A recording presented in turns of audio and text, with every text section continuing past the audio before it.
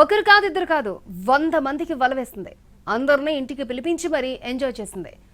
అయినాక బ్లాక్మెయిల్ చేసింది. ఇదంతా భర్త సహకారంతోనే చేసింది. చివరికి విషయం పోలీసులకు చేరింది. దీంతో దర్యాప్తు చేపట్టిన కరీంనగర్ జిల్లా ఆరేపల్లి పోలీసులు హనీ ట్రాప్ కు పాల్పడిన దంపతులను అరెస్ట్ చేశారు.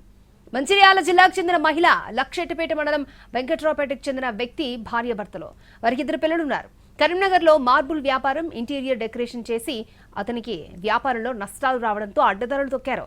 భర్త ఈఎంఐలు కట్టడానికి ఇన్స్టాలో ఆమె న్యూడ్ ఫోటోలను పోస్ట్ చేసి పురుషులకు వలవేసింది. 100 మందిని ఉచ్చులోకి దించింది. దంపతులు హనీ ట్రాప్ కు పాల్పడటంతో వారిద్దరిని అరెస్ట్ చేశారు.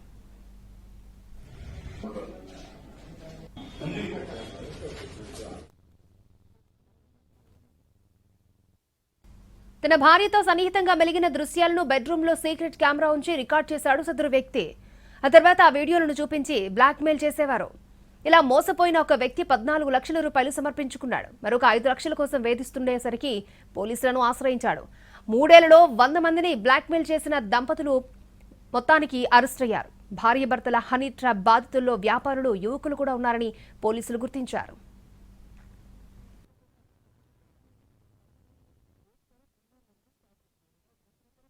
సుమారు 100 మంది వరకు పిలిపించుకొని వారితో నగ్నంగా సెక్స్ లో పాల్గొంటూ అట్టి సెక్స్ లో పాల్గొన్నట్టున్నటువంటి వీడియోలను తన భర్త తన ఫోన్ ద్వారా వీడియో తీసి అట్టి వీడియోలను ఫోన్లలో బంధించి వారు రమ్మన్నప్పుడల్లా రాకపోయిన ఎడల వారికి అట్టి వీడియోలను చూపిస్తూ బయట జనాలకు వైరల్ చేస్తామని లేదా మీ బంధువులకు ఇటు వీడియోలను చూపిస్తామని బ్లాక్మెయిల్ చేస్తూ వారి వద్ద డబ్బులు